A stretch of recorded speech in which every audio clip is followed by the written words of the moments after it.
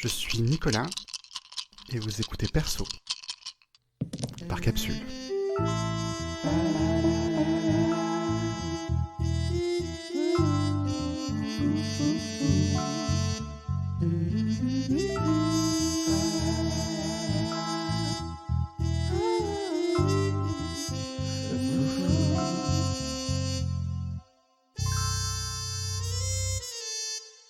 Bonjour à tous et bienvenue dans le premier épisode de Perso. Je m'appelle Nicolas et je suis là pour animer ce podcast qui va parler de jeux de rôle sur table, et du rapport notamment qu'on entretient avec nos personnages. Il va donc s'agir ici de présenter des personnes que j'accueille, de présenter également des personnages qu'ils ont pu jouer, et de pouvoir établir un lien et détailler ce lien entre ces gens, leurs personnages, et ce que ça dit de notre pratique. Aujourd'hui, avec nous, j'ai Valentin, qui est Coucou. une des personnes avec qui j'ai le plus joué. En vérité, le joueur que j'ai le plus eu à mes tables. Donc, j'ai une connaissance très aiguë de ce qui se passe quand on le pose autour d'une table et qu'on l'incite à lancer des dés et à crier sur des gens. C'est vrai. Valentin, est-ce que tu peux nous parler de toi ? Eh bien oui, mais moi je suis Valentin. Dans la vie, je bosse dans l'informatique et j'aime bien le JDR. J'en ai fait un peu moins pendant cette période de confinement. J'ai eu un peu de mal avec le JDR en ligne, mais bon. J'ai commencé à faire du JDR, je pense, je devais avoir 12-13 ans. J'ai fait en faisant du Donjon et Dragon avec mon cousin et mon petit frère. Et puis après, j'en ai fait aussi un peu au lycée. J'en ai surtout fait quand j'étais étudiant au sein d'une assoce de jeux de rôle du coup dont tu faisais partie aussi. Et depuis, j'ai pas trop arrêté. J'ai surtout été joueur plus que maître de jeu parce que je préfère quand même jouer. Et puis le côté, j'ai un peu trop d'angoisse sociale et d'anxiété pour pour être arrivé à être calmement maître de jeu. Mais voilà, ouais, j'ai surtout été joueur. J'ai joué du coup pas mal de personnages et quelques campagnes assez longues avec toi, ce qui était très chouette. Tu parles de tes anxiétés sociales et c'est quelque chose qui m'intéresse énormément dans la mesure où moi, du coup, j'ai plus le vécu inverse. J'ai plus eu l'occasion d'être maître du jeu que joueur. Encore aujourd'hui, c'est plus ma pratique. J'ai plus l'habitude de lire des bouquins et avoir ce coup de «Ah, ce truc est absolument brillant et j'ai envie de voir ce que ça donne». Et du coup, bah, comme t'as personne autour de toi qui le fait jouer, c'est toi qui le fais jouer. Mais de fait, j'en viens à être plus souvent maître du jeu que joueur. Je me rends compte que quand je suis maître du jeu, l'intérêt de ce qui se passe vient très souvent de ce qui est apporté par la table, de ce qui est apporté par les gens autour de la table, de ce qui est apporté par comment les gens interagissent avec ceux qu'ils amènent. Et toi, justement, ben, tu amènes quelque chose de propre. Quand je t'ai eu autour de mes tables, on a toujours eu ben, des éléments qui sont propres à ta personnalité, qui interviennent quand on joue. Et moi, du coup, je me rends compte qu'en tant que maître du jeu, je trouve ça globalement beaucoup moins stressant, en fait, ce rôle. Puisque moi, j'ai juste à réagir. Je n'ai pas à amener des nouvelles choses. Je trouve ça très, justement, réactif à proprement parler. Du coup, ça me questionne énormément. Tu dis que tu as des angoisses propres à ce que tu vas amener, mais est-ce que tu peux détailler un petit peu bah, quels ont été les malaises que tu as pu ressentir quand tu es passé de l'autre côté de l'écran ? Ouais, tout à fait, ouais. Ben en fait, c'est surtout le fait que un manque de confiance dans les histoires et les univers que je crée en fait. C'est-à-dire que bon, c'est peut-être le mauvais côté d'avoir beaucoup joué avec toi, qui est quelqu'un de très inventif et surtout de très bon en impro et qui rebondit facilement sur un truc, comme tu disais, ce côté réactif. Et je pense que ce côté me manque peut-être un petit peu. Et souvent, voilà, souvent quand j'ai maîtrisé, les gens avaient apprécié jouer. Donc c'est vrai que ce côté de voir ce que les gens amènent et tout, etc., de découvrir, c'était vachement intéressant. Mais au final, les gens avaient apprécié jouer, mais moi, à la fin, j'avais l'impression que j'avais pas fait du bon taf. Et ouais, j'ai fait une ou deux campagnes où j'avais un peu cette impression. Et c'est vrai que du coup, après avoir fait ces campagnes et m'être rendu compte que ça m'apportait pas mal de stress, l'anxiété d'arriver à ce que les gens s'amusent et tout, etc.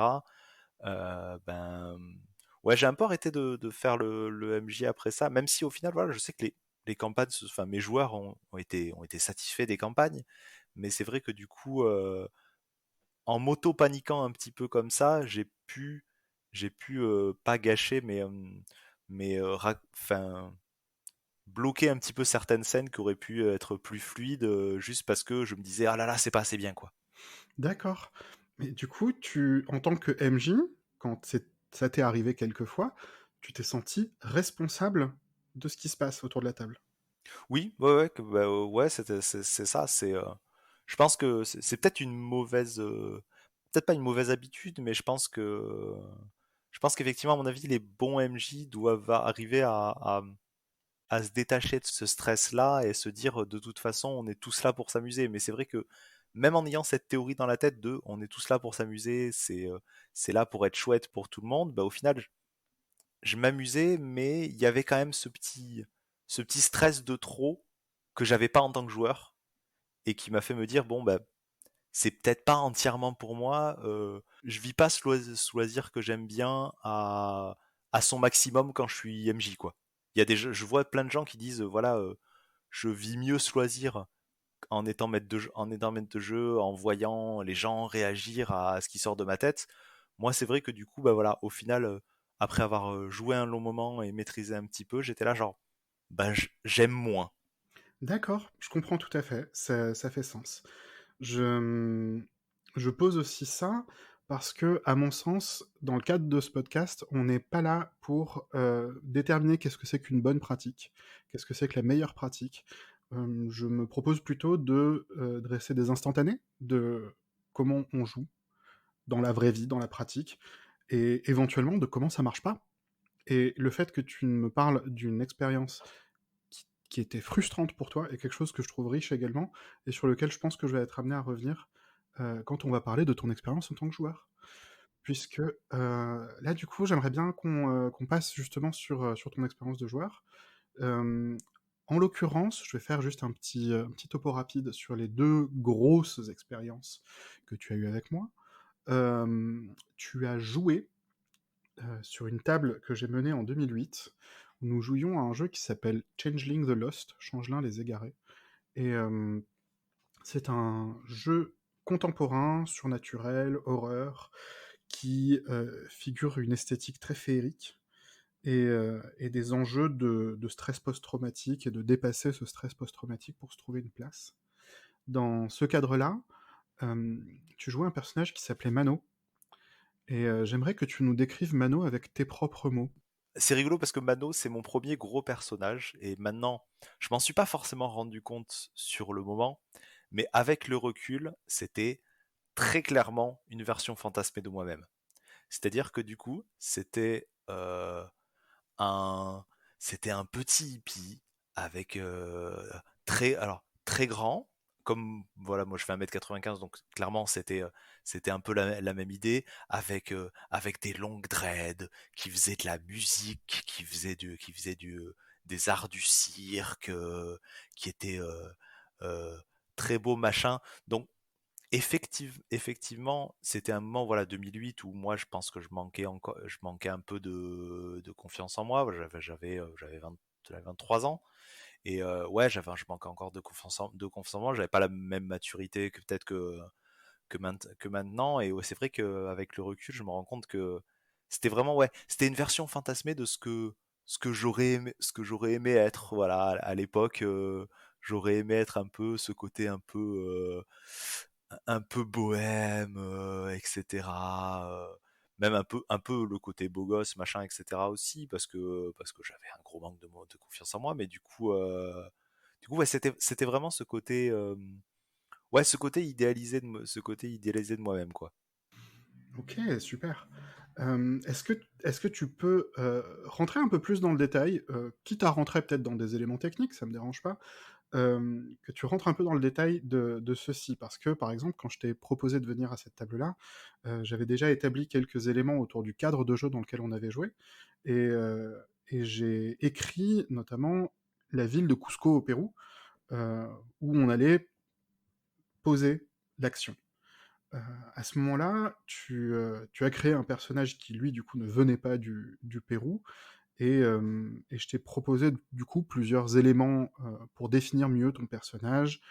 Est-ce que tu peux, par exemple, nous parler de son rapport au feu, à la peur ou tout ce genre de choses? Tout à fait, tout à fait. Ben, du coup, alors, tu l'avais pas forcément précisé, je le redis, mais effectivement, le principe de Changelin, c'est qu'on joue des personnages qui auparavant étaient humains, ont été enlevés par les fées, qui sont ces créatures un peu hors du commun, incompréhensibles, qui ressemblent plus à des espèces de dieux fous vraiment que de fées comme on pourrait s'y entendre à la Cendrillon, machin, tout ça, Peter Pan.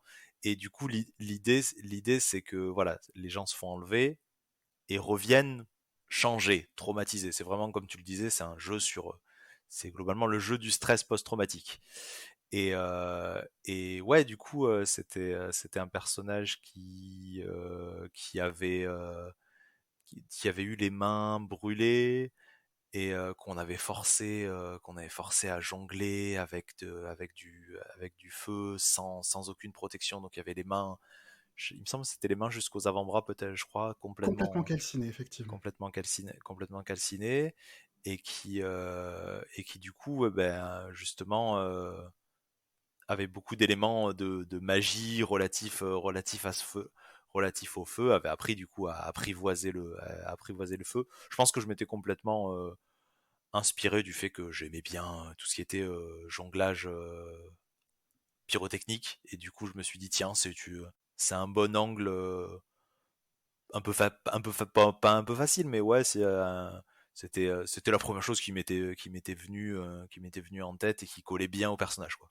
Quand tu as été amené à jouer ce personnage, on l'avait créé comme ça ensemble, comme point de départ, parce que ça te parlait, parce que tu trouvais ces éléments cool et tout ça. Est-ce que tu peux nous parler un peu de comment il a évolué au cours de la campagne? Parce qu'on a joué ensemble sur 17 sessions, et donc c'était une campagne entière avec de l'évolution de personnages, et il n'a pas fini exactement dans le même état qu'au départ. Est-ce que tu peux nous parler des points forts qu'il a traversés? Non, tout à fait. Bah, c'est vrai il a commencé en étant un peu ce côté un peu détaché, ouais, détaché du reste, très dans son coin, juste l'artiste de rue qui essaye de faire son bis sans trop s'intéresser aux autres. Et au final, bah, il a la vie, la famille qui s'est refait a été de fédérer tout un ensemble de gens autour justement des arts du cirque et de l'art en général, de la musique, et justement en essayant de mélanger son côté un peu mystique à ce côté artistique. Après, dans les éléments qui m'ont marqué vraiment sur cette campagne relatif à ce personnage, il a passé une grande partie de la campagne à avoir ce côté où tout le monde l'écoutait un petit peu. C'était le mec cool. C'était le mec cool et du coup les gens le suivaient assez naturellement parce qu'il était cool. Et il y a eu vraiment ce moment de la campagne où on a eu un antagoniste qui s'est infiltré plus ou moins dans la communauté et qui a essayé de me voler la vedette en fait. Et, euh, et c'est vrai que ce qui a été vachement intéressant, je me souviens vraiment, la scène m'a marqué, hein. Je nous vois, toi et moi, chez moi, dans ma salle de bain, et je sais que tu vois exactement la scène. Et du coup, il y a eu cette confrontation, sauf que le problème, c'est que mon perso, lui, il savait tenir tête aux gens et répondre. Mais moi, non. Moi, Valentin, en 2008, j'étais incapable de gérer le conflit. Et c'est vrai qu'on a eu cette scène vraiment où moi, j'essayais de te dire, où moi, je te disais, euh, bon, ben là, je pense que Mano, ouais, il va prendre le mec à partie et puis il va lui dire, ouais, t'arrêtes tes conneries et je reprends le truc. Et toi, tu m'as dit, oui, mais qu'est-ce que tu dis exactement? Et je me suis retrouvé vraiment, je me suis retrouvé bloqué parce que en tant que Valentin, j'arrivais pas à gérer ce conflit-là. Je savais, il y avait cette déconnexion parce que je savais que moi, Valentin, dans cette scène, je me serais écrasé. mais ça allait pas avec mon personnage. Mon personnage se serait pas écrasé. Et donc on a eu vraiment pas ce conflit-là, mais ce point de tension-là où ça a été dur de sortir ça de moi pour arriver à, voilà, à résister en tant que Valentin et pas uniquement en tant que Mano. Ça a été un moment un peu compliqué, mais je pense que ça a été une des expériences les plus marquantes que j'ai pu avoir, je pense, dans le JDR, parce que ça m'a aidé aussi, je pense, à exorciser certains trucs et à pouvoir je sais pas comment dire, mais à pouvoir me confronter, à pouvoir avoir cet affront dans un contexte safe, dans un contexte où je sais que ouais, même si je me prends la tête, à la fin, tu vas pas me mettre une tatane.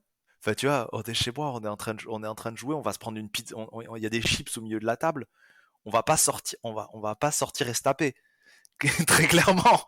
Donc c'est vrai que du coup, je sais qu'au moins, ouais, même si je m'énerve, ça va bien se passer. Donc c'est vrai que c'était un moment assez critique, mais vachement intéressant. En l'occurrence, cette expérience dont tu parles, effectivement, elle m'a également pas mal marqué. Et elle met en lumière quelque chose, un élément de culture rôliste auquel j'étais assez étranger à ce moment-là, qui a été très discuté depuis, qu'on appelle la sécurité émotionnelle. Ouais, tout à fait. La sécurité émotionnelle, c'est ce qui consiste à avoir des mesures qu'on prend en termes de discussion, en termes d'anticipation des problèmes ou tout ce genre de choses, pour éviter que les gens se sentent mal hors du jeu. Et un truc tout bête, par exemple, c'est effectivement si quelqu'un est rescapé d'un accident de voiture, bah t'as pas envie que son, enfin, cette personne n'a probablement pas envie que son personnage ait un accident de voiture qui réveille des vieux traumas en fait. Et du coup, les mesures de sécurité émotionnelle permettent d'avoir une zone tampon, en gros, entre le, entre le réel et le jeu pour pouvoir poser des stops, pour pouvoir demander que les choses se passent autrement, pour pouvoir reprendre le contrôle de la narration. Et je me souviens à ce moment-là qu'effectivement, on a parlé du choc que c'était de devoir reprendre les rênes.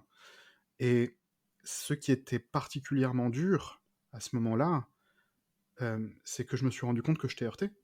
C'est ce que je me suis rendu compte que j'avais, j'avais eu une idée de scénario qui était intéressante, et j'avais oublié de prendre en compte le fait qu'en fait je joue avec un pote et j'ai pas envie de mettre un pote mal. Et ça a été du coup une occasion de me souvenir de ça et de le garder en tête. Maintenant, j'essaie d'être plus attentionné autour de ces choses-là. Ouais, bah, Mais après, il y a pas mal. Parce que du coup, c'est le sujet de la sécurité émotionnelle dans le JDR, c'est toi qui m'y as un peu introduit, mais c'est quelque chose qui m'intéresse beaucoup.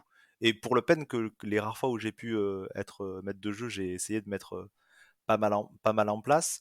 Et c'est vrai il y a pas mal de termes dans la sécurité émotionnelle dans le GDR qui ont été pris, notamment pas mal du BDSM, complètement. parce que tu as ce côté un peu jeu de rôle, etc. Et je pense que sur ce, sur cet événement-là, je pense peut-être ce qui a manqué, c'est ce qu'ils appellent justement toute la scène BDSM, c'est l'aftercare.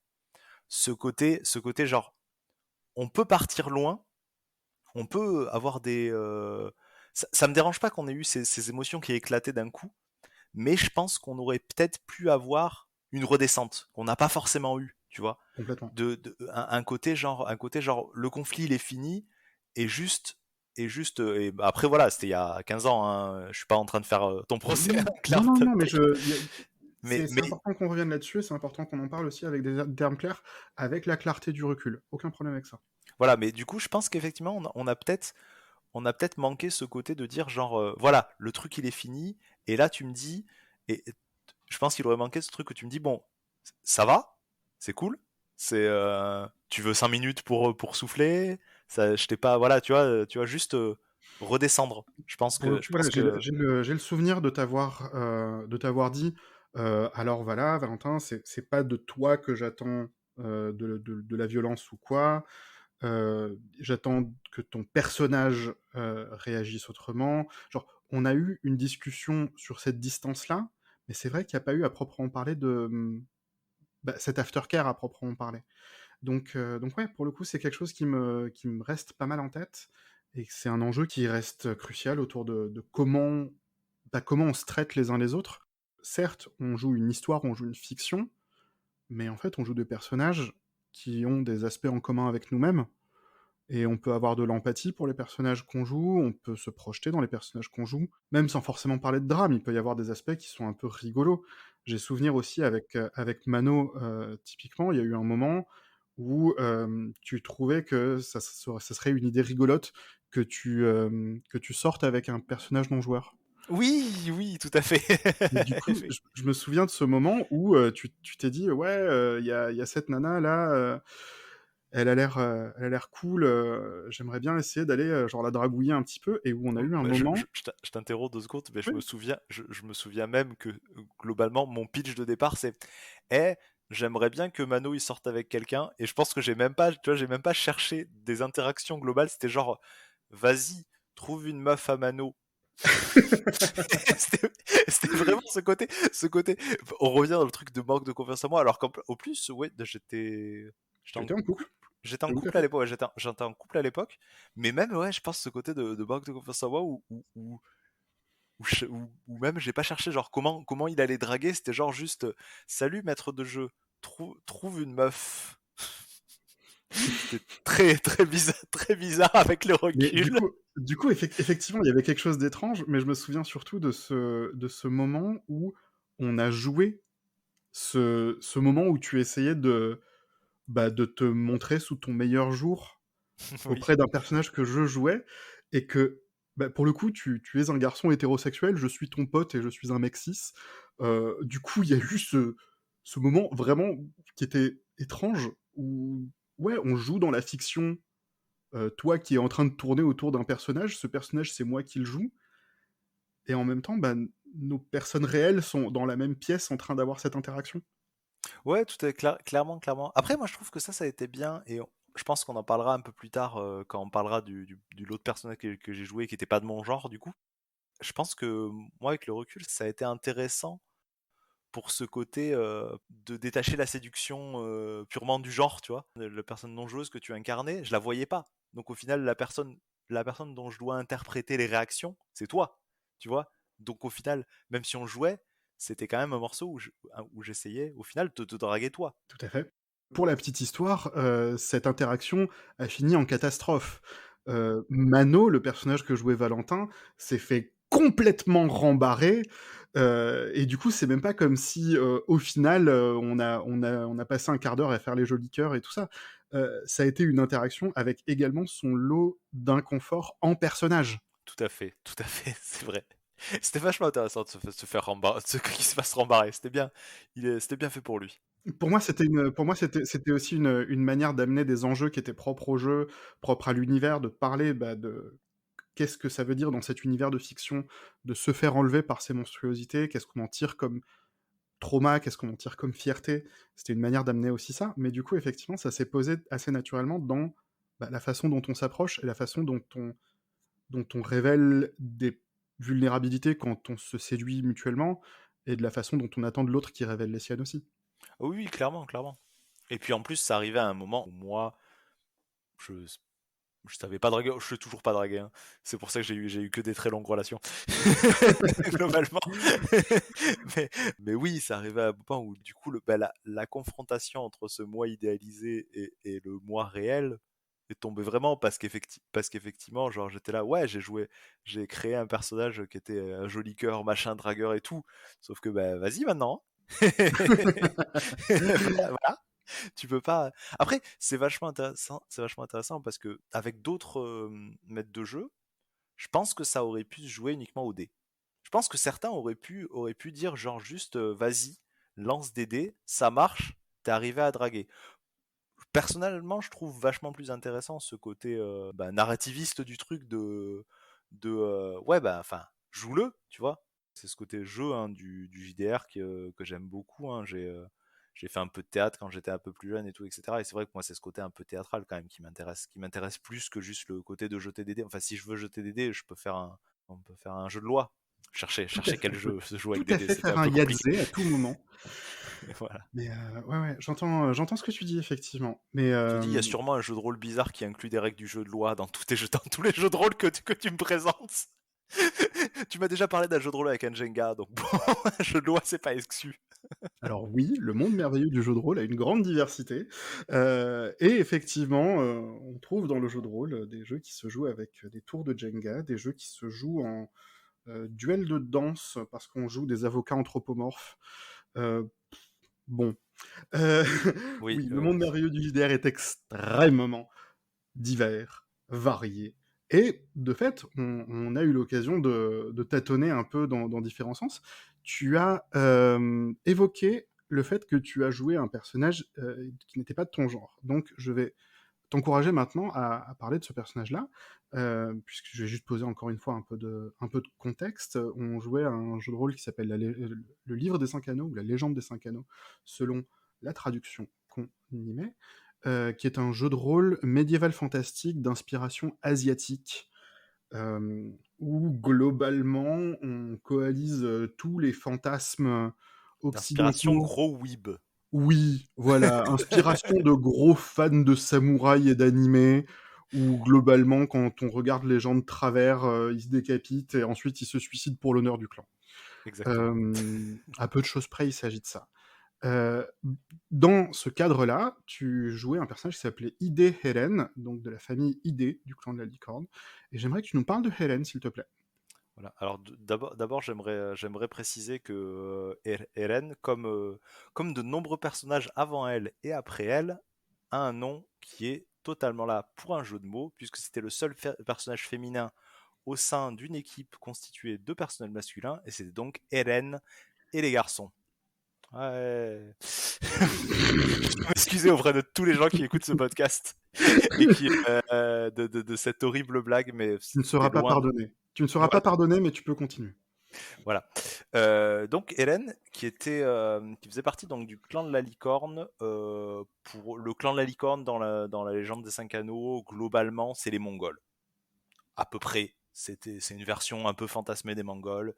Ils, ils vivent à la frontière de l'Empire. Ils montent sur des chevaux super bien. C'est un petit peu des étrangers, mais pas vraiment.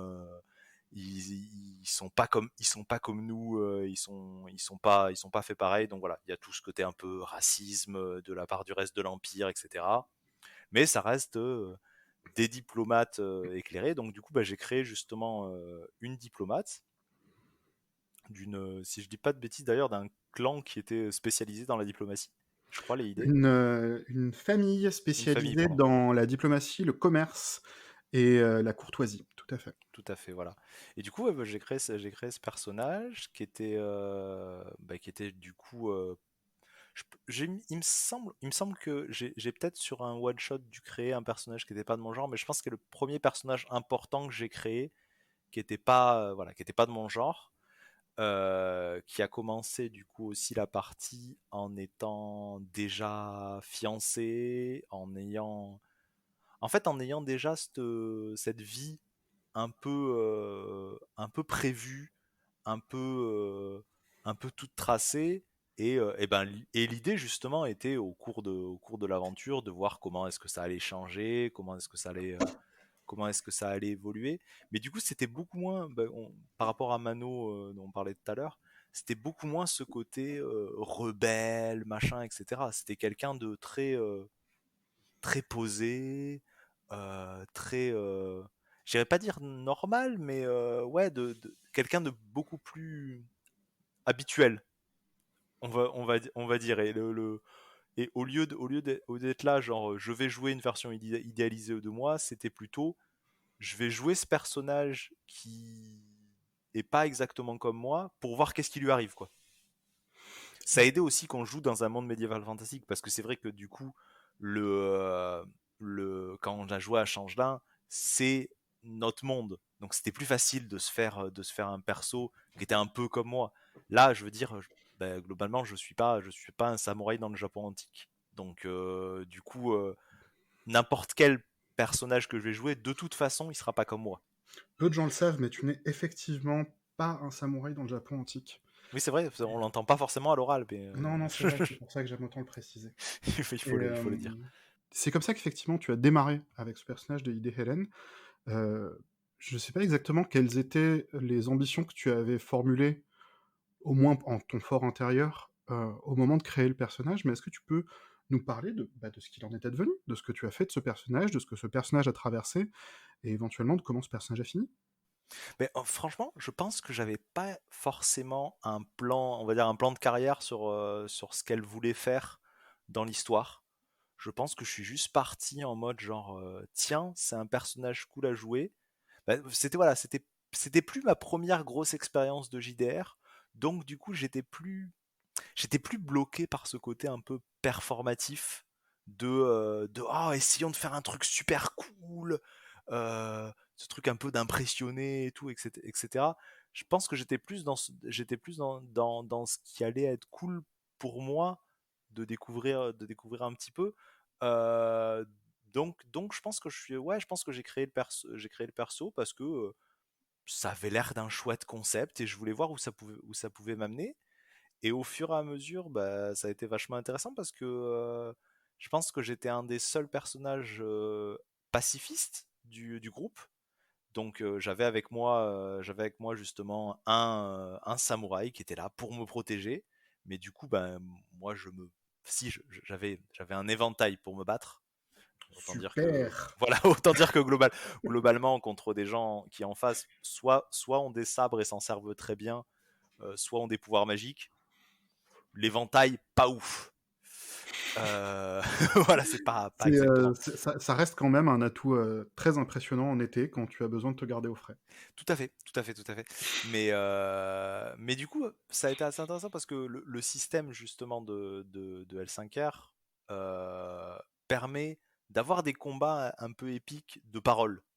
Donc, genre, il y a eu quand même une grosse victoire où à un moment, genre, j'ai vraiment ruiné au sol un mec adverse en me foutant de sa gueule pendant un repas. Et c'était hyper épique. Et c'était un mélange de genre de chants sodés et d'insultes bien placées et tout. Et c'était super intéressant parce que voilà, c'était pas un combat, c'était pas des prouesses physiques, mais c'était quand même un moment cool. Et au final, bah ouais, au final, elle a suivi un peu tout le groupe pendant qu'on a déjoué diverses machinations au.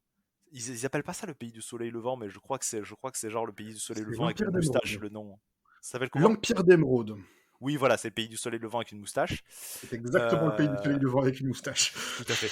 Je sais que le moment qui a été assez intense, c'était bah, à la fin, où il y a eu une grosse baston contre les forces du mal et tout, etc. Au fur et à mesure, au cours de l'aventure, j'avais pris, je crois, un truc qui faisait que mon personnage devenait de plus en plus maudit au fur et à mesure de. Je sais plus comment c'était mécaniquement, mais voilà. Tu avais décidé à la création que ton Oui, voilà. personnage avait une propension à tomber face à une malédiction qui est effectivement très présente dans le clan de la licorne. C'est un truc qui est largement héréditaire. Et tu avais choisi de prendre effectivement cette propension-là, et de fait, au cours de l'aventure, tu avais récupéré ce qu'on appelle la souillure. Voilà, et du coup, elle se battait de plus en plus avec ce côté malédiction, avec ce côté ouais, négatif d'elle-même. Il y a eu une scène extrêmement touchante où elle a retrouvé ses parents. Sa mère se battait avec le même problème depuis toujours.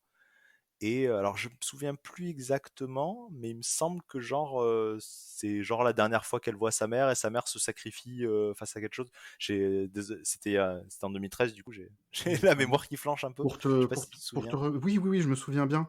Globalement, à partir du moment où ton personnage a été souillé, tu as eu l'occasion d'en parler avec ta mère et de effectivement te rendre compte que ta mère souffrait de ça et que ça expliquait probablement le fait que tu la connaissais pas très bien, que tu avais essentiellement passé du temps avec ton père et qu'elle était constamment loin.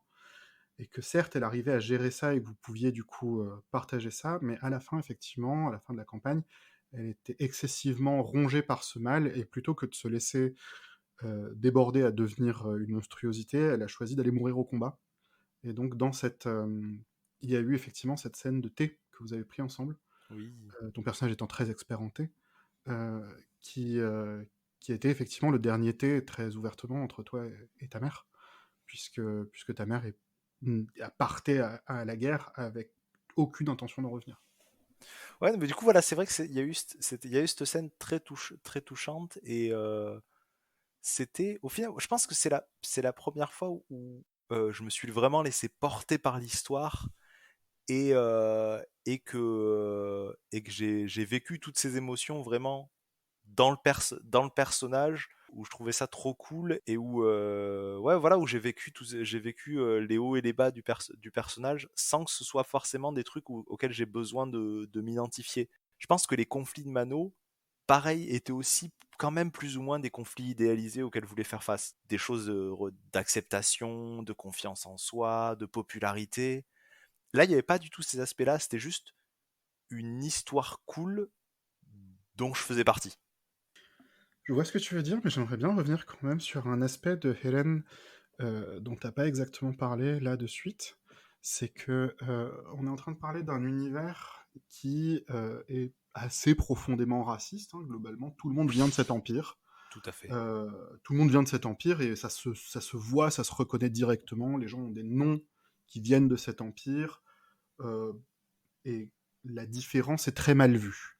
À Oui. l'intérieur du clan de la licorne, il existe plus de métissage qu'ailleurs, et c'était également le cas de ton personnage. Hélène était un personnage qui était métissé.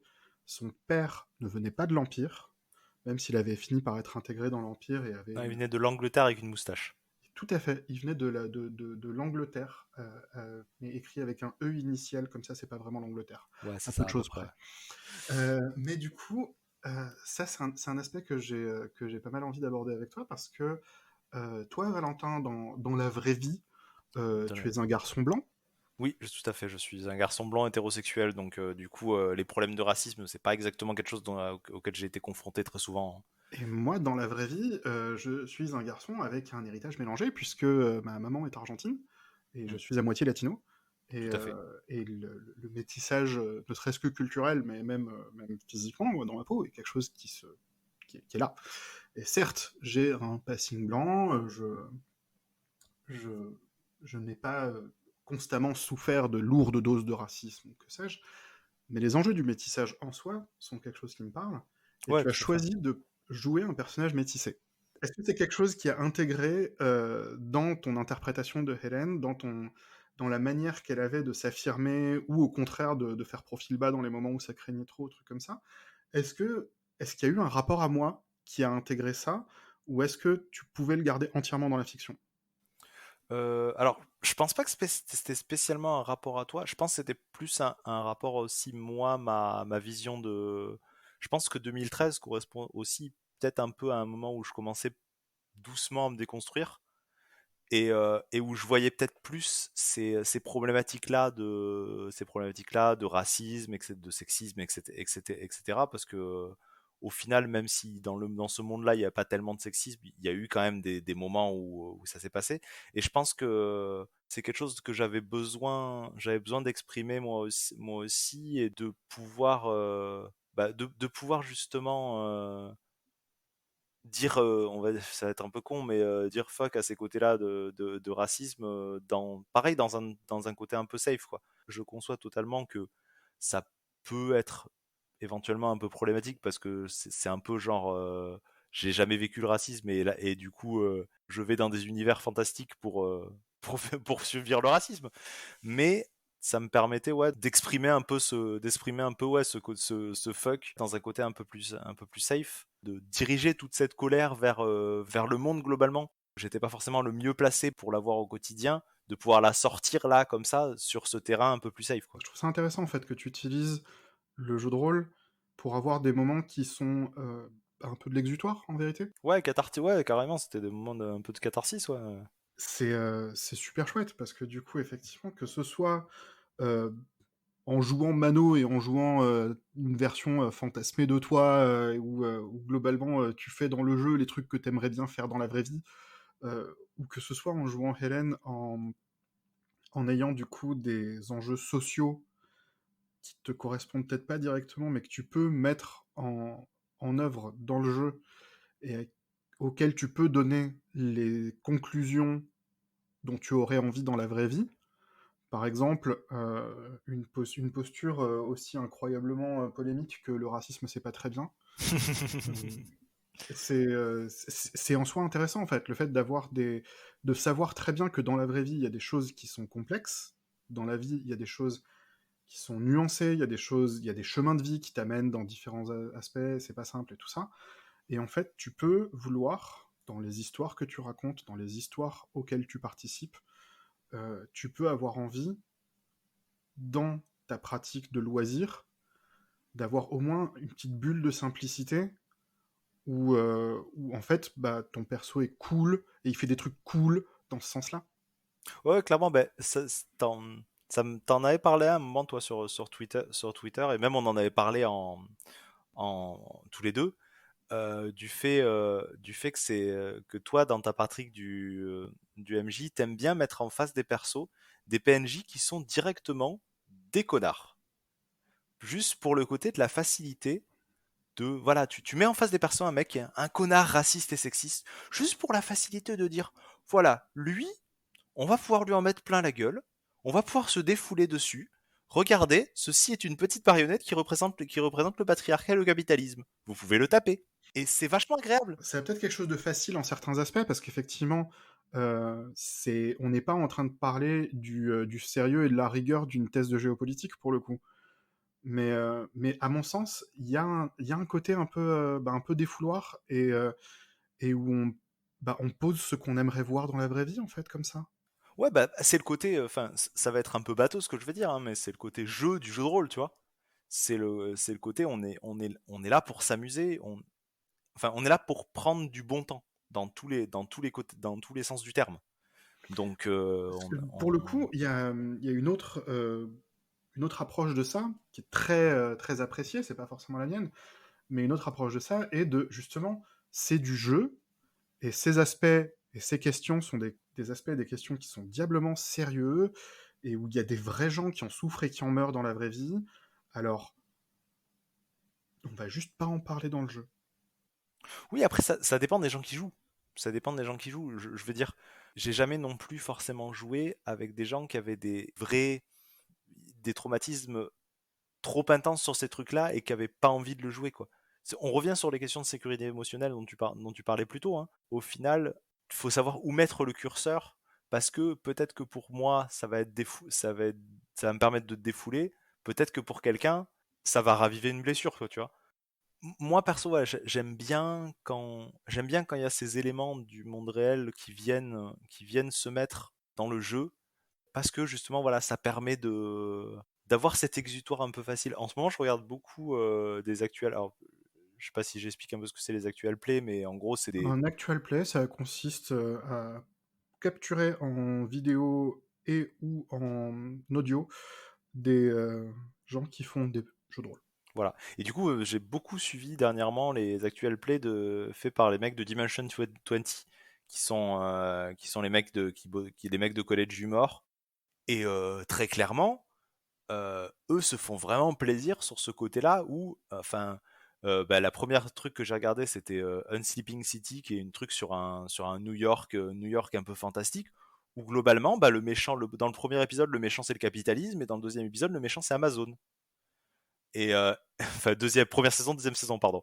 Mais du coup, voilà, moi c'est vrai que ce côté-là me plaît vachement, parce que on peut pas le faire aussi facilement qu'en lançant des dés dans la vie réelle, Non, effectivement. tu vois.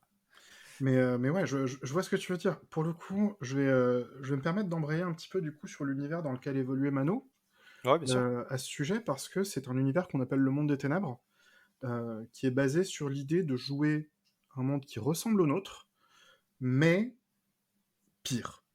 Voilà, mais Et- dark. Exact.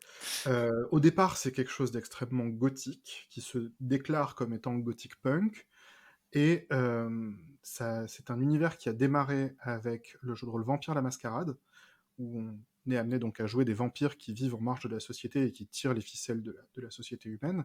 Et qui sont très clairement les vampires de Anne Rice, hein.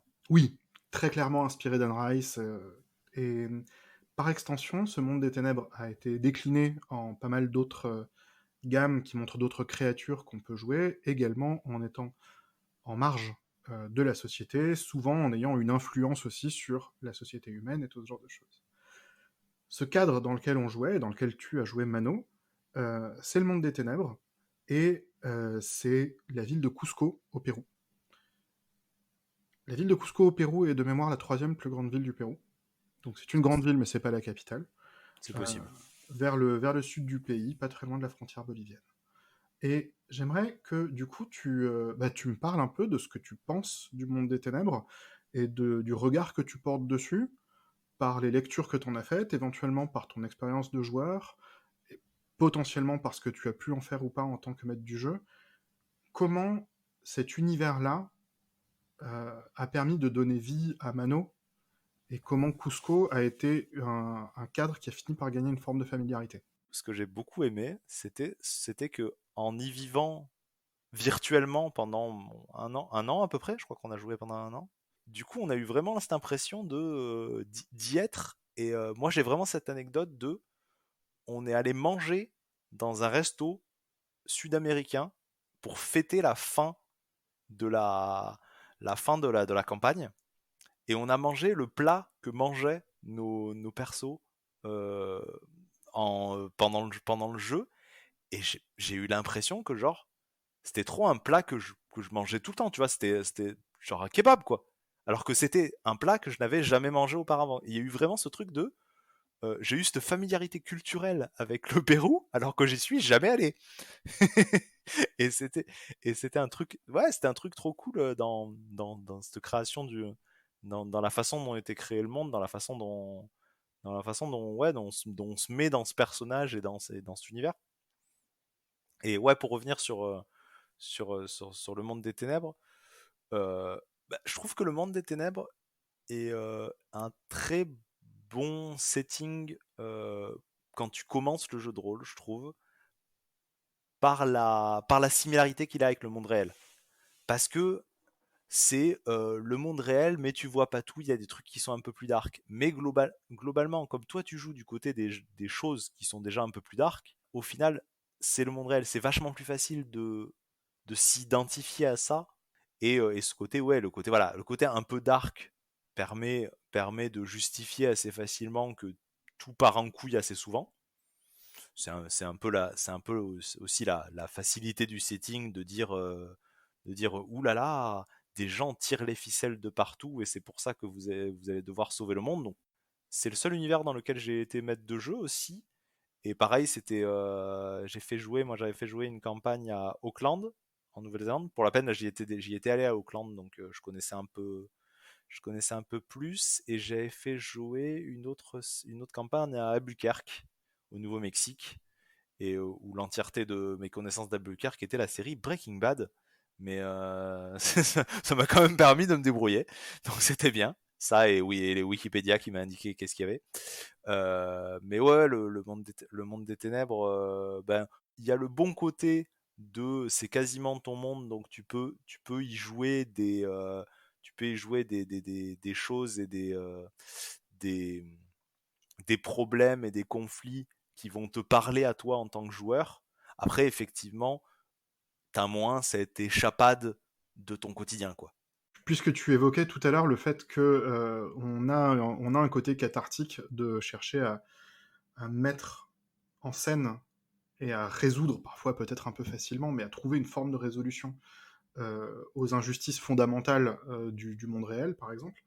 Le monde des ténèbres, qui se réclame particulièrement injuste, particulièrement violent, globalement, tous les gens qui sont des horribles personnes dans le monde de la vraie vie sont des horribles personnes encore pires dans le monde des ténèbres. Euh, Est-ce que du coup, comment tu te positionnes en fait par rapport à ça? Comment tu amènes l'agentivité que tu as en tant que Mano, en tant que personnage central et donc protagoniste de l'histoire qu'on est en train de raconter, euh, comment ça amène du changement, et du changement dans, entre guillemets, le bon sens pour toi Valentin en tout cas. Euh, Est-ce que du coup tu te sens dépassé par des forces complètement dantesques parce que le monde est fondamentalement horrifique et trop fort pour toi, ou est-ce que au contraire pour toi c'est une occasion de te saisir de ces enjeux et de les vaincre? Alors, ben, je trouve, pour la peine, j'ai très très peu joué aux autres jeux du monde des ténèbres, mais je trouve que ce qui est vachement intéressant dans Changelin, c'est que c'est un jeu à taille humaine. C'est que ton ennemi principal, oui, d'accord, c'est les fées qui veulent revenir te chercher, machin. Ton ennemi principal, c'est ton traumatisme, globalement. Ton ennemi principal, c'est le fait que tu as vécu un événement extrêmement dur et que là, tu essaies juste de reconstruire ta vie. On t'a volé ta vie. Ouais, quelque chose que j'avais pas précisé, c'était qu'effectivement, quand tu t'es fait enlever, on a mis un photo à la place. Donc quand tu reviens, t'as perdu toute ton ancienne vie. Enfin, tous les gens que tu connaissais de ton ancienne vie sont persuadés que t'es jamais parti, parce ils ont mis quelqu'un à la place. Mais du coup, ce côté à taille humaine où au final, t'es juste en prise avec ton propre conflit et tu dois juste décider comment tu vas réinventer ta vie, euh, permettait que ça permet du coup que tu puisses que tu puisses faire évoluer ton personnage vraiment dans ce côté où tu réfléchis vraiment à ce que lui voudrait et à comment est-ce que tu peux arriver à t'en sortir émotionnellement. On a eu plein de péripéties diverses et au final on a, comme dans tous les autres trucs, on a un peu sauvé le monde, mais euh, t'as moyen, de par la façon dont il construit cet univers-là, t'as moyen vraiment d'avancer dans l'évolution de ton personnage parce que t'es pas au milieu de. Je pense que j'aurais moins apprécié si j'avais été au milieu de milliers de milliers d'intrigues politiques à à l'échelle mondiale, quoi. Je pense que le fait de se centrer sur cet endroit-là, et même au final, voilà, le fait, on se centrait sur Ekusco et juste notre petit groupe, la vingtaine, trentaine de gens qu'on était dans la cour de l'automne, ça permettait vraiment ouais, d'avoir, comme tu disais, une agentivité en tant que personnage. Tu fais un truc et tu vois vraiment ce qui se passe. C'est pas tu vas mettre en route 12 000 engrenages et dans 5 ans, quelqu'un va devenir le président des États-Unis. C'est vraiment, tu changes ta vie et la vie des gens autour de toi euh, directement, quoi. J'entends. Mais pour le coup, pour en revenir aussi à l'événement un peu un peu de friction autour de Mano, où je t'avais demandé du coup de taper du poing sur la table à un moment où c'était compliqué. Euh, cet, cet élément d'agentivité qu'a ton personnage, est-ce que c'est quelque chose que tu relis à ton agentivité, toi, personnelle, en tant que Valentin, face au fait que le monde est injuste, le monde est dur, le monde a plein de trucs qui sont super nulos. Euh, est-ce que est-ce que tu fais un lien entre les deux, ou est-ce que globalement, comme ces facilités de scénario n'existent pas dans la vraie vie, il y a de fait une distance qui se pose et que tu peux juste pas rapprocher les deux pôles. Ouais, je pense qu'il y a quand même une distance qui se pose. Ouais, je pense qu'il y a quand même cette facilité justement du scénario et de la façon dont le maître du jeu va orienter un peu tout ça. Tu sais qu'il va se passer des choses. Tu sais qu'il va se passer des choses. Tu sais que tes actions vont avoir un effet, quoi. Et ça, c'est vrai que dans tout, que ce soit dans le monde des ténèbres ou dans tous les settings que j'ai joué, ce côté où tu vois directement le résultat de tes actions et où à la fin, tu as l'impression quand même d'avoir fait un changement, que ce soit à un niveau juste de ton groupe ou à un niveau plus global. Je pense que ouais, on sait que ce changement il va arriver en jeu de rôle, sinon on va se faire chier en fait. C'est le principe. C'est le principe. On est là pour s'amuser, on est là pour qu'il y ait des trucs qui se passent, on est là pour réfléchir et tout, etc. Mais du coup, tu sais que tu vas pas faire une partie de jeu de rôle où ton personnage pendant 2 heures il est en train de regarder Facebook. Oui, Voilà, c'est extrêmement réaliste, mais du coup, non, ouais, on va pas jouer ça. Donc, je j'entends. Mais pense, le truc qui me fascine là-dedans, c'est que le rapport au changement et au changement à l'échelle humaine et à petite échelle, c'est un truc que j'ai beaucoup entendu autour d'associations, autour de tout ce qui ah est oui, clairement. agir à l'échelle locale, où tu sais que tu vas pas pouvoir changer le monde, mais que si tu changes les choses là où t'es, tu peux espérer bousculer un peu, changer les choses dans le bon sens, même à petite échelle, même à presque rien. Et, euh, et du coup, ouais, c'est quelque chose qui m'interroge un peu du coup dans ton rapport au monde des ténèbres et dans cette distance propre à la fiction.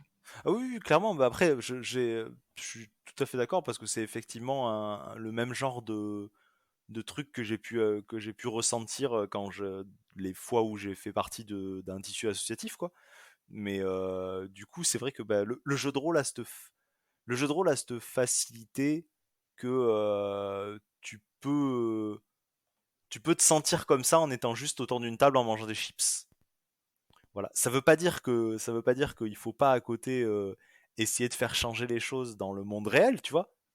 Mais on revient un peu sur ce truc d'exutoire de voilà, ça te permet d'avoir l'impression de pouvoir faire quelque chose très facilement.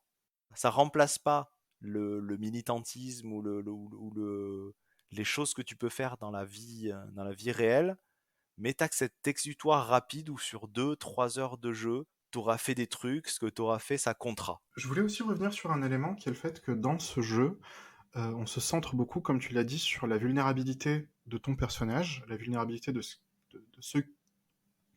à quel point le traumatisme qu'il a traversé l'amène dans une position vulnérable. Le truc, c'est que le jeu de rôle est une activité sociale, on joue ensemble, et on joue une histoire qui concerne un peu tout le monde. Et donc, toi, Valentin, tu as joué un personnage qui était une version idéalisée de toi, qui traversait son vécu traumatique et qui avait une catharsis en arrivant à se mettre au-dessus de ses problèmes.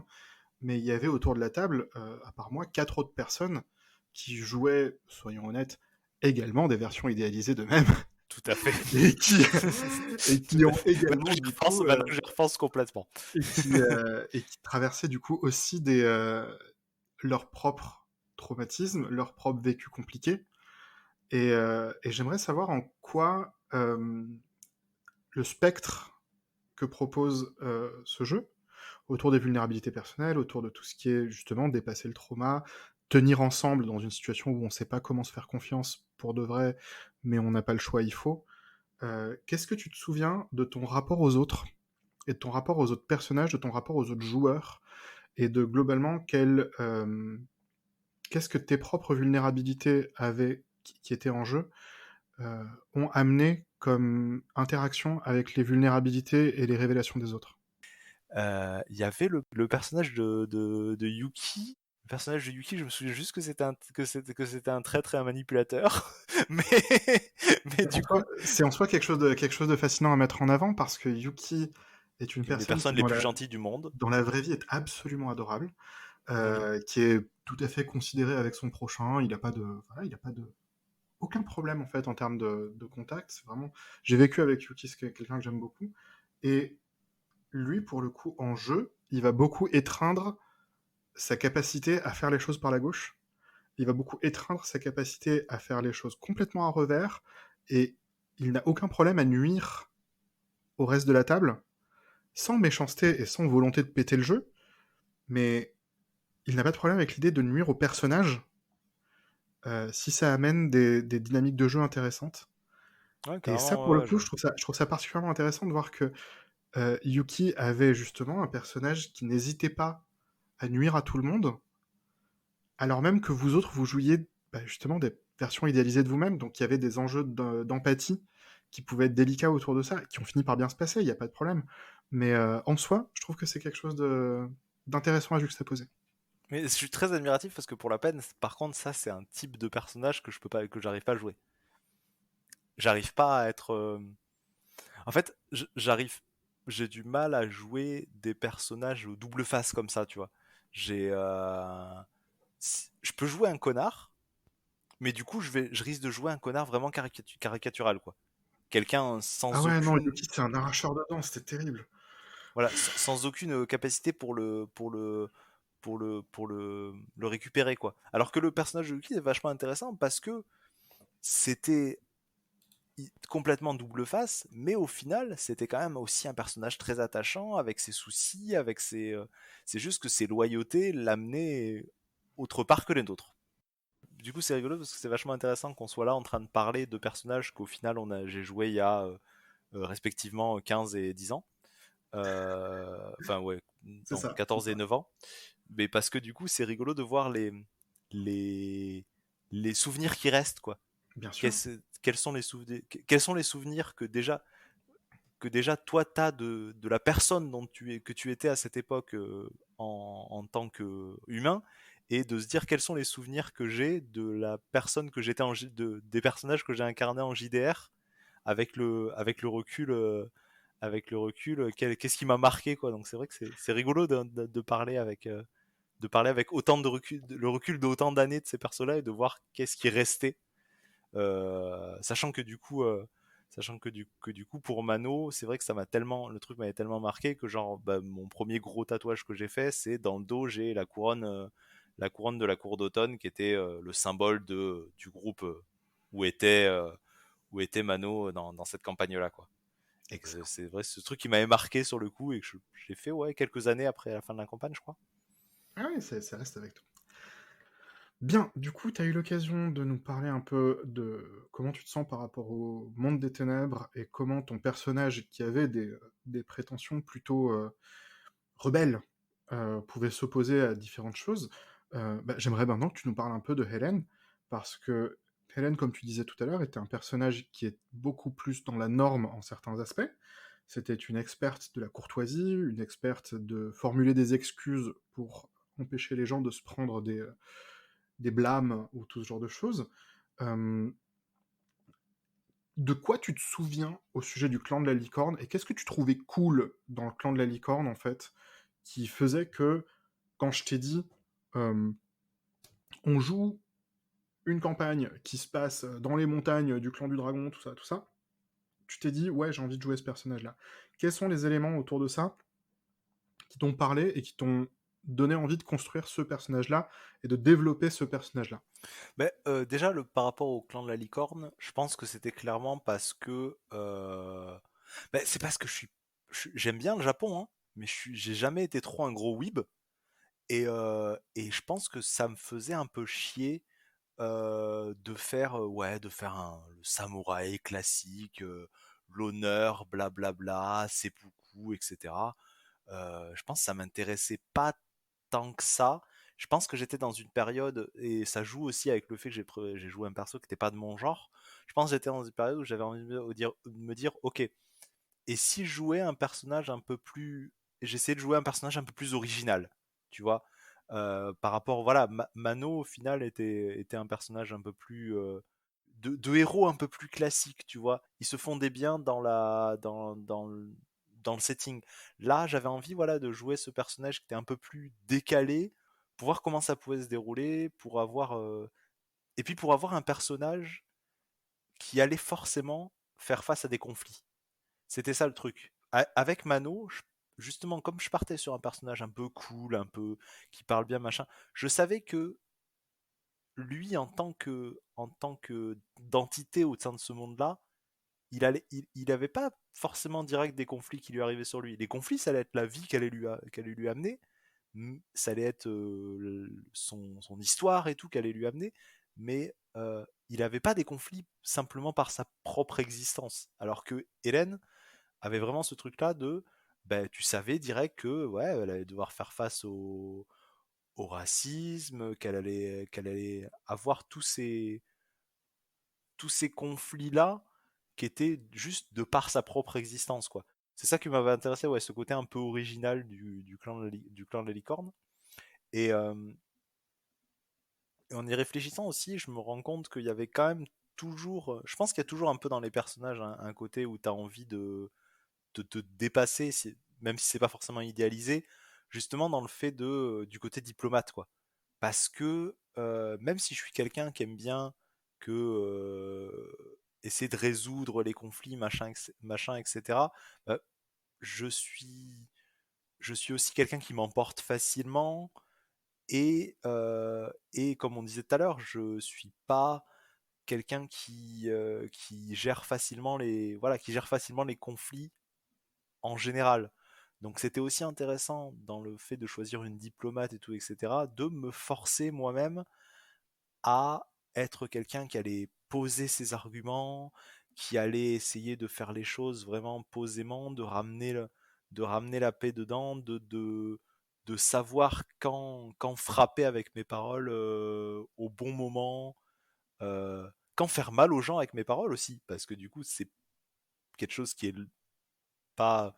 Je dis pas que je suis Jean-Michel Boudin, hein, mais genre c'est rare que je veuille volontairement blesser des gens avec mes paroles. Et là, c'était un personnage qui aussi avait besoin dans ses interactions des fois de blesser volontairement des personnes qui étaient antagonistes, quoi. Ouais, tout à fait. Très très bien, je vois le truc. D'un autre côté, quand aussi tu as fabriqué ton personnage, tu l'as également défini avec certains éléments qui étaient déjà posés dans, dans le point de départ. Notamment, il était établi au départ que ton personnage était fiancé à à un homme qui avait un statut social inférieur au tien, et que comme un de tes objectifs, un des objectifs que ta famille t'avait donné, était d'ouvrir un comptoir commercial dans le château de la famille de ton promis, il fallait que ton promis gagne du rang pour que du coup, en l'épousant, toi, tu ailles déménager chez lui.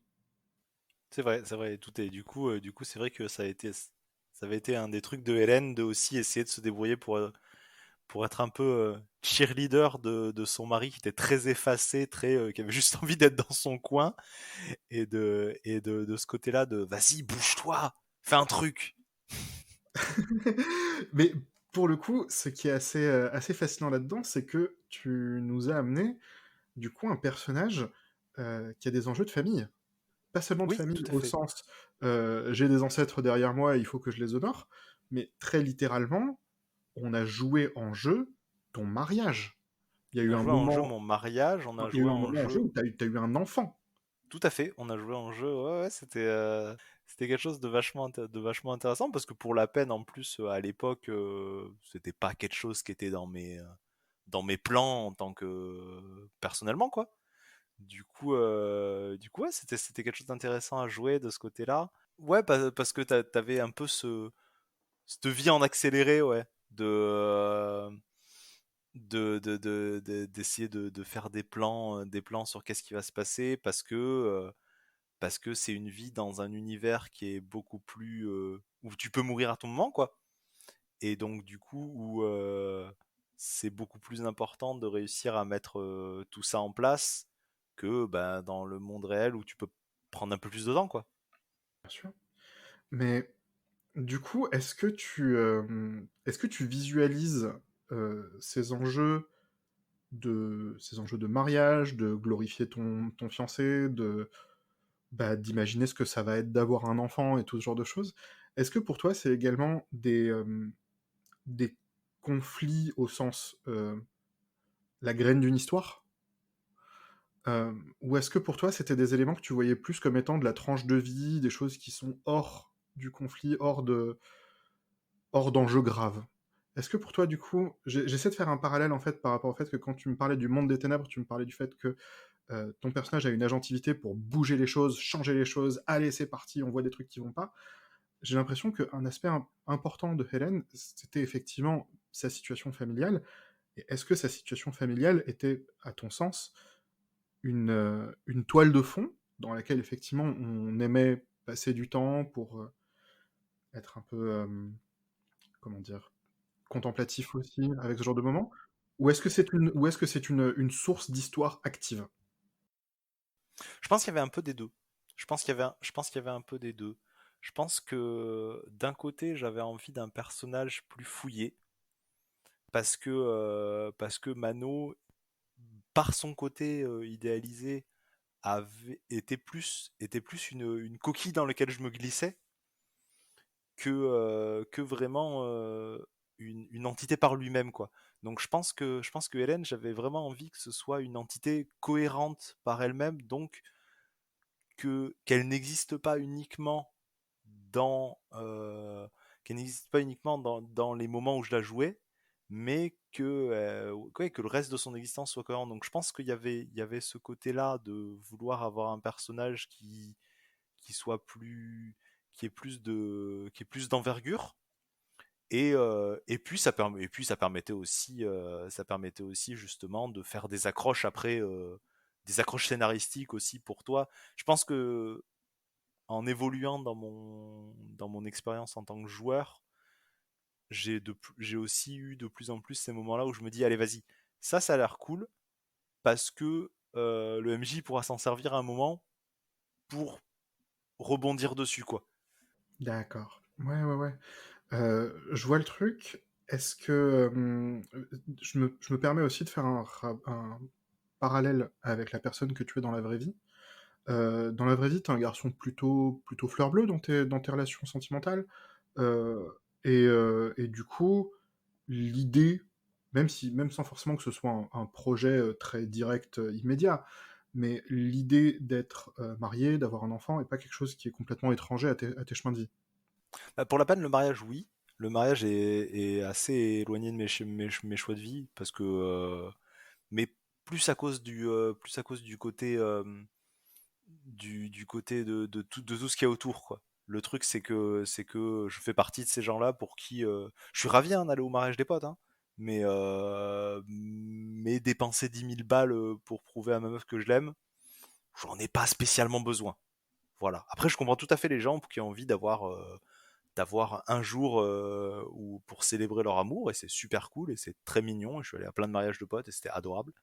Mais c'est pas mon délire. Sur le côté enfant, ouais, un peu plus par contre. Ça c'était un peu mon truc. Mais Parce que typiquement, je repense aussi au personnage que tu as évoqué tout à l'heure, Autant, qui était un personnage donc dans ce futur un peu cyberpunk, un peu désespéré, tout ça, où tu jouais un personnage qui était militant, homosexuel, et qui était également défini comme étant jeune, et qui était dans une étape de sa vie où globalement il avait tout à découvrir, et il était exalté par toutes les rencontres qu'il avait, et tout ça.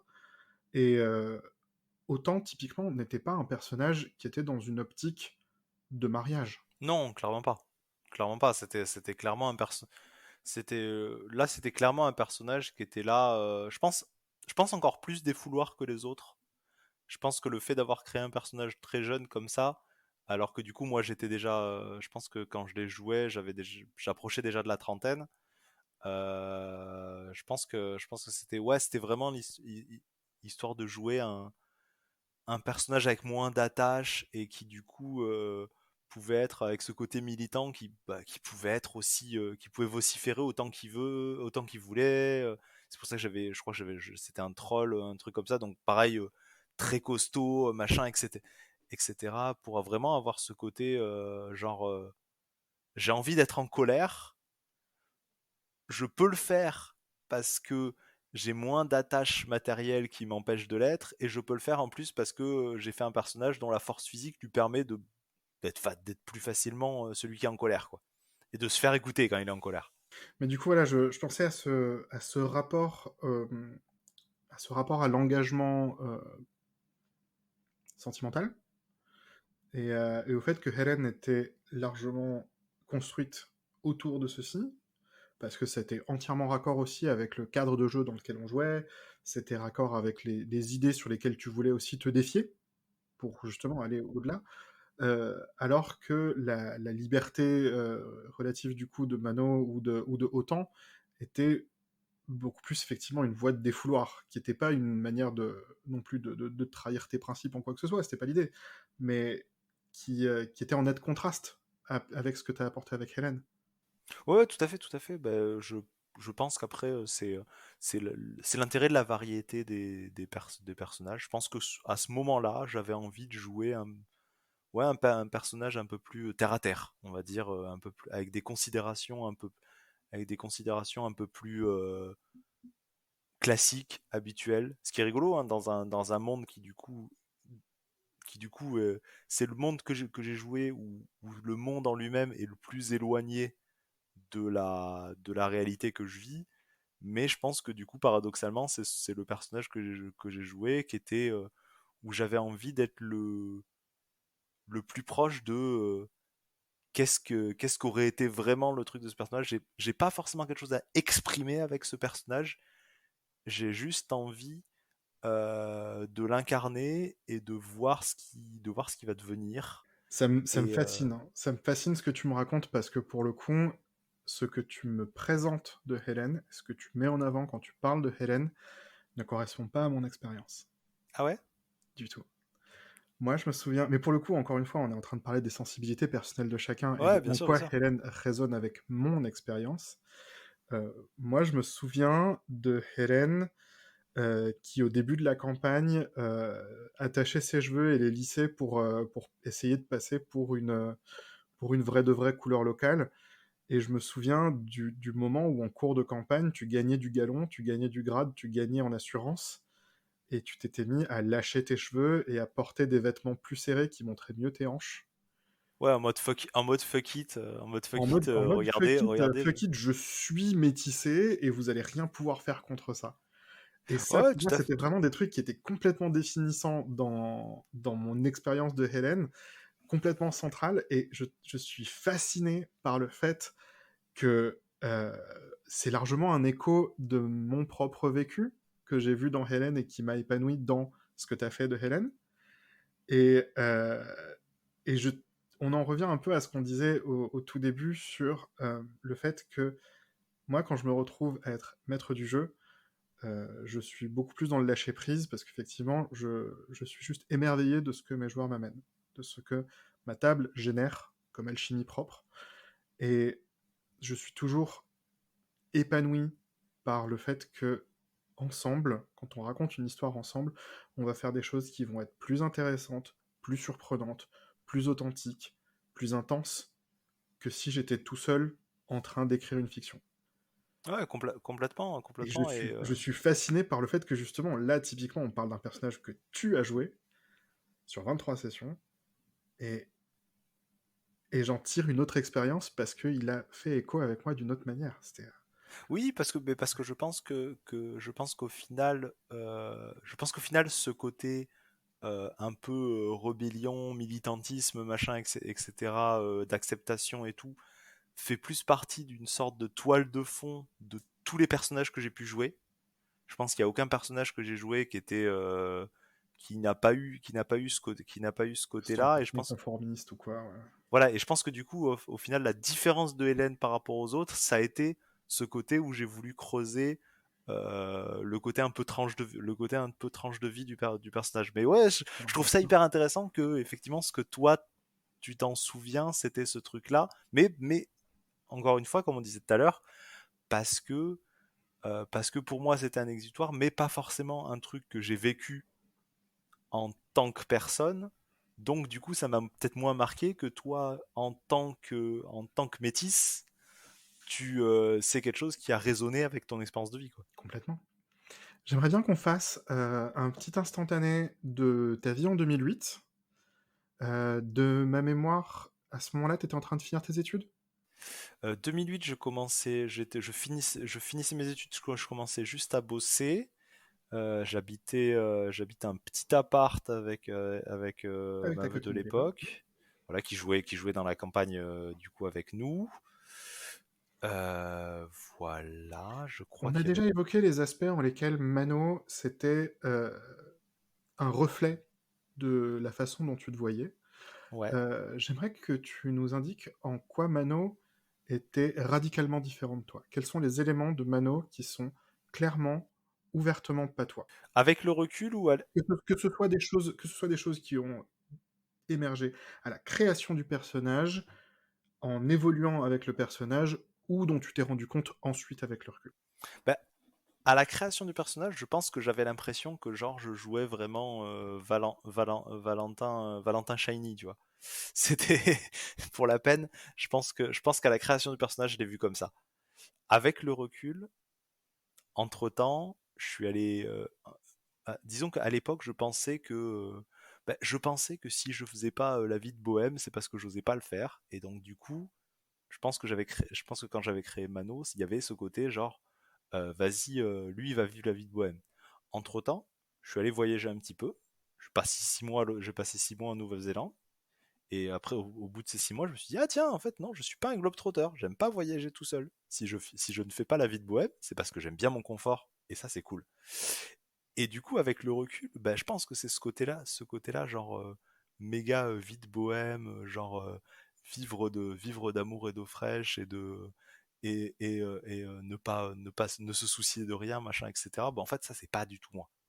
pour la peine, ça c'est pas du tout moi. Mais je pense qu'il m'a fallu bien des années après pour m'en rendre compte et qu'à l'époque c'était pas quelque chose que je voyais. Je pense qu'à l'époque je m'imaginais que c'est ce que je voulais être et maintenant que je me suis rendu compte que c'est pas le cas, ouais, je regarde un peu le truc de l'époque et je dis ouais, bah, Valentin 2008, t'étais bien gentil, mais en fait non, t'as aucune envie d'être Mano dans la vraie vie, hein. Et non, franchement, j'ai pas envie d'être Mano. Oui, j'aimerais bien savoir mieux jongler, hein, mais aller vivre dans la rue et devoir galérer au quotidien pour la beauté de mon art, clairement pas quelque chose qui me fait délirer à 35 ans. Et c'est quelque chose que du coup, tu as dû découvrir par la suite Ouais, en faisant une part de cette expérience, pas l'intégralité, mais tout genre, à fait, tout à fait. ok, super. Du coup, je suis également intéressé par un instantané d'où t'en étais en 2013. D'où j'en 2000 étais en 2013. Ben, 2013, j'étais revenu du coup de ce voyage en excellent. Nouvelle-Zélande. J'étais allé en 2012. En 2013, je crois, ça faisait déjà quelques années, ça faisait un an et demi qu'on habitait avec ma compagne, avec qui je suis toujours. J'étais plus posé. Bah du coup ouais, j'étais plus posé, j'avais plus confiance, j'avais peut-être un peu plus confiance en moi aussi, donc j'avais moins ce besoin de me rassurer à l'époque. Et je pense que c'est un peu ce qui a fait justement que le personnage d'Hélène, même s'il a ses côtés militants revendicatifs, avait pas ce côté où le personnage était là parce que j'avais besoin de me prouver quelque chose. Le personnage était là parce qu'il était cool. Et du coup, j'aimerais bien qu'on dresse aussi un tableau des ressemblances-différences entre Hélène et toi. On a déjà parlé du fait que Hélène est beaucoup plus une meuf que toi. Et, Tout à fait. mais du coup, quels sont les éléments qui ressortent quand tu penses à en quoi tu as canalisé des choses de toi-même dans Hélène et en quoi pas du tout. Euh, Ben, pour la peine, je pense que j'ai pas canalisé tant de trucs. Je pense que j'ai canalisé ce que je canalise un peu dans tous les personnages que je joue, à savoir ce côté un peu plus militant que je peux l'être au quotidien. Enfin, plus militant que je peux l'être que je peux l'être en vrai. C'est-à-dire que je le suis en vrai, dans mes paroles, dans mes actions, etc. Mais je m'engage pas autant que je voudrais dans certains trucs. Je vais pas autant en manif que j'aimerais. Voilà, ce genre de choses. Donc je pense, et puis j'ai moins la possibilité de. Enfin, je vais pas aller chercher un facho dans la rue pour lui dire ah c'est pas très gentil d'être raciste. Euh, voilà, donc je pense qu'au final, Hélène, à part ce côté-là que je mets un peu partout, je pense que c'était vraiment un personnage qui était là pour que je m'amuse et que je pense qu'au final j'y ai mis, c'est potentiellement un de ceux où j'ai mis le moins d'expérience personnelle, un de ceux qui était le plus éloigné de moi parce qu'il n'y avait pas besoin particulièrement d'y mettre plus de moi que mon incarnation que j'allais en donner en jouant quoi. C'est intéressant en soi. Tu es en train de me dire que du coup, euh, Hélène était un rôle de composition en certains aspects, Ouais ouais c'est un peu ça ouais. et que du coup, c'était un terrain de jeu où tu pouvais tester des choses dans le cadre de la composition, alors que, en contraste, Mano, que tu as quand même initialement plutôt présenté comme un personnage défouloir, était un personnage où tu testais moins de choses. Ouais je pense ouais. Je pense C'est que vraiment deux ouais. aspects entièrement différents de ce qu'est jouer, en fait. Parce que d'un côté, tu joues toi, et tu mets tes émotions, et tu donnes des coups de poing dans des bouches et tout ça. Et dans un autre côté, il y a cette dimension de composition, de jeu, de bac à sable, où par la différence, tu peux peut-être un peu plus délibérément choisir quels sont les axes de jeu. Ouais tout à fait tout à fait. Ben, après je pense que Mano je pense que ça correspond aux périodes en fait. Je pense que Mano à l'époque avait besoin pour moi avec avec tous les trucs que j'avais en tête avaient besoin d'être ce perso où je pouvais un peu expérimenter où je pouvais un peu, enfin voilà, mettre les envies que je voulais. Et pour la peine, je pense que les personnages après lui, euh, je, je pense que les personnages après lui, ouais, étaient plus dans ce côté où juste envie de jouer, j'ai juste envie de m'incarner dans une existence qui n'est pas la mienne et de la jouer au maximum, quoi. Mais je pense que ce sera intéressant dans les prochains épisodes de ce podcast. Je pense que je suivrai attentivement les prochains épisodes de ce podcast pour savoir si vraiment cette expérience du premier perso, enfin du premier perso important, parce que c'est pas mon tout premier perso, mais si c'est vraiment quelque chose de commun auprès des rôlistes, cette expérience de ton premier perso important, c'est ta psychothérapie, quoi. Ouais. Pour le coup, dans ces 5 ans d'écart, on est aussi en train de parler du début de ta vingtaine et de la fin de ta vingtaine. Ouais, tout à fait, Donc ouais. il y a aussi des changements qui ont eu lieu pour toi, en pas mal d'aspects, sur quels sont tes chemins de vie, quelles sont tes stabilités, qu'est-ce que tu es en train de construire et avec qui se ressentent aussi en fait dans ce que tu mets en place. Ouais, bien sûr, ça c'est évidemment, et là, enfin, je pense que très clairement le prochain perso que je jouerai sera aussi encore différent et je sais pas du tout ce que j'aurais envie de faire la prochaine fois que que je vais faire une campagne en tant que joueur, mais du coup, ouais, je pense que ce sera encore un personnage différent, un personnage intéressant à jouer et qui sera encore influencé par ce que j'ai vécu jusqu'ici, par le fait que ben, en ce moment j'ai plus de stabilité que je pouvais en avoir en 2008 et que je pouvais en avoir en 2013 aussi. Donc, du coup, ouais, je pense que ça dépend, ouais, ça dépend complètement c'est complètement influencé par la période et par le jeu aussi, quoi. J'entends. La question que je me pose aussi au regard de différents personnages que tu as incarnés, et pour le coup, tu as dit, ouais, il y a un personnage qui est un peu ta psychothérapie. Oui, Euh, complètement. est-ce que ça t'est déjà arrivé dans la vraie vie d'être face à une situation où réfléchir à ton perso, peut-être réfléchir à ce que ton perso aurait fait à ta place ou des trucs comme ça, en tout cas, ton rapport à ton perso et l'existence même de ton perso a pu t'aider à prendre une décision, agir d'une certaine manière, avoir davantage Je- confiance en toi, peut-être, je sais pas. Est-ce que Ouais, tu aurais une situation comme ça que tu pourrais nous raconter? je pense pas, non. Je pense que le jeu en lui-même a été ma séance de psychothérapie, tu vois. Au tout début de justement ce truc-là de conflit qu'il y avait eu avec Mano et tout. Je pense que le jeu de rôle me permet d'extérioriser ces choses-là, de de me confronter à des choses à l'intérieur de moi et de potentiellement les résoudre ou au moins pouvoir les jouer dans un cadre safe. Mais, mais personnellement, ouais, personnellement quand le jeu est fini, je repense pas forcément au personnage euh, dans la vie de tous les jours. Je vais y repenser en parlant avec des gens de ce truc-là, mais je pense pas qu'il y a eu un moment où je me suis dit euh, mon personnage l'aurait fait comme ça, alors moi, Valentin, je vais le faire comme ça. Je Pourtant, sais pas. pourtant, dans le début de cette discussion, tu me disais que quand tu passes de l'autre côté de l'écran, quand tu es maître du jeu, tu te sens une responsabilité euh, pour le déroulement de la table, tu te sens une responsabilité pour que tout le monde passe un bon moment, pour accorder les choses en termes d'histoire, en termes de corps de règles, distribution du spotlight et tout ce genre de choses, qui sont en revanche, du coup, ça des choses que tu ramènes dans ton propre paysage d'angoisse perso au quotidien. Ouais, tout à fait. C'est rigolo, hein. Mais Le personnage joueur te laisse dans une situation de suffisamment de sécurité pour avoir une distance qui te laisse plus serein que le rôle de maître du jeu.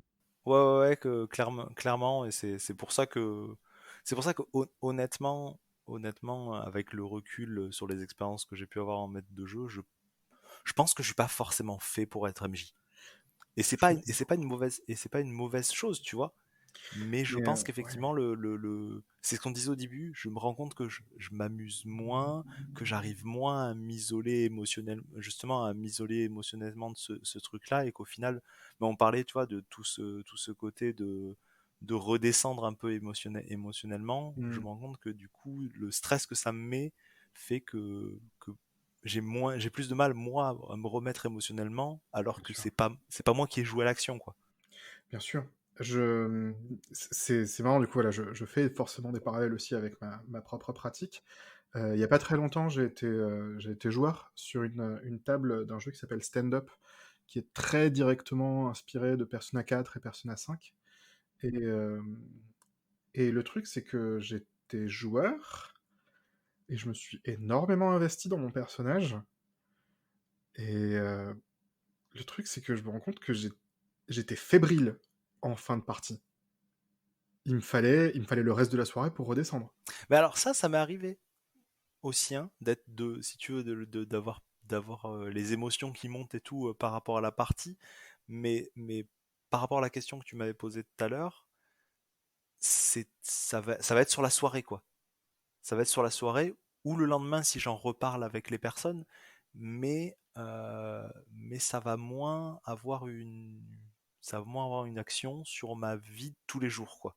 D'accord, il n'y a pas vraiment eu de moment où tu t'es posé à réfléchir à un problème auquel tu es en train de faire face, et un élément de jeu de rôle t'aurait aidé en écho à ce moment-là.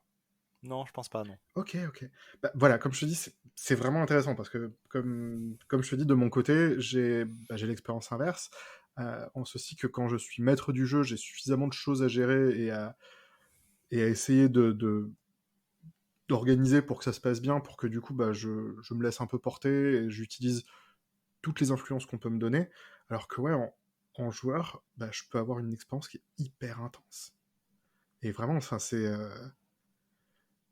faisait longtemps que j'avais pas été joueur dans une expérience aussi émotionnellement tendue. Chargé. Mais ouais, très clairement, je donnais tout. C'était n'importe quoi. Et je me suis retrouvé, effectivement, oui, à avoir des moments de réflexion où j'étais, ah, mais en fait, ce que j'ai mis dans mon perso, bah, c'était un peu moi. Et du coup, genre, la conclusion auquel elle en est venue, au bout du compte, est-ce qu'il faudrait pas que je le prenne un peu comme une leçon pour moi? Et genre, je sais pas si je suis en train d'extrapoler des choses, mais c'est intéressant de voir qu'on n'a pas le même rapport à ça, le même rapport à la Ouais, non, situation de c'est joueur super et tout. intéressant. Je pense Et que je pense que c'est très varié selon les gens, hein. bah, tu vois Après, bien. c'est ça qui est vachement intéressant. Mais je pense que si tu regardes, aussi, tu dois avoir ce genre de miroir aussi chez les comédiens, hein, je pense, hein. Parce que t'as cette partie de jeu, tu vois. Hmm. Il y a comme quand tu vois les comédiens, les acteurs qui vont se mettre en mode à 2000% dans leur personnage, et d'autres qui vont très bien incarner le personnage, mais qui, une fois qu'ils sortent, c'est fini, quoi. La scène, elle est finie, et Ouais. ils reviennent à la vie normale, et puis c'est tout, quoi.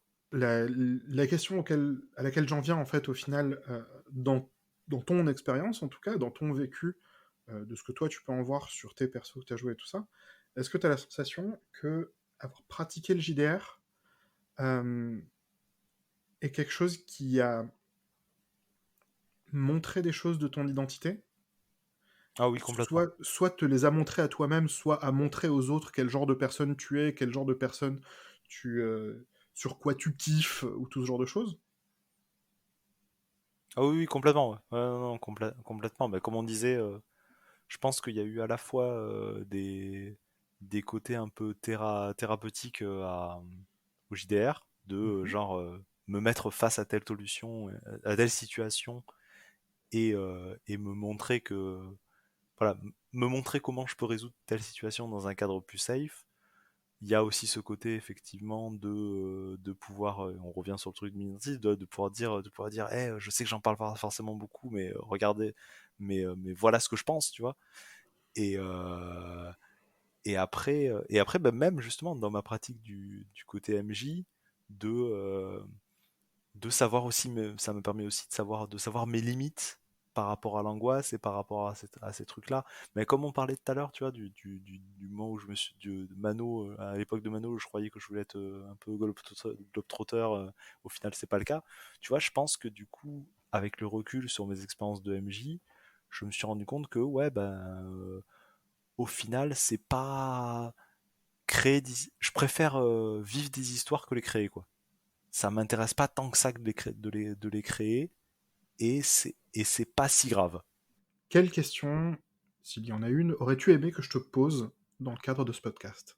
C'est une très bonne, c'est une très bonne question. Non, franchement, je pense qu'on a un peu tout dit. C'est la première fois que je parle aussi longtemps de ces personnages-là. Franchement, en fait, moi, j'aurais aimé avoir un peu plus joué ces dernières années pour avoir d'autres personnages dont j'aurais pu parler, parce que là, j'ai l'impression que, au final, je me dis, ah là là, sur toutes ces années, j'ai joué tellement si peu de persos. Mais non, non, je pense ça faisait très plaisir de parler longuement de tout ça, de revenir un peu sur tout ça, de voir, puis aussi de voir des deux côtés de l'écran, quoi, tu vois, de voir que des persos que j'avais vécu d'une certaine façon, toi tu les avais vécus différemment, donc ouais, non, c'est vachement intéressant, et je suis très curieux des prochains épisodes pour voir aussi les relations que peuvent avoir les gens par rapport à leurs persos. C'était un plaisir partagé en tout cas. Je te remercie d'être venu à l'antenne pour partager avec moi sur ce sujet. Je vous remercie d'avoir été auditeur sur ces épisodes et je vous dis à la prochaine sur Perso.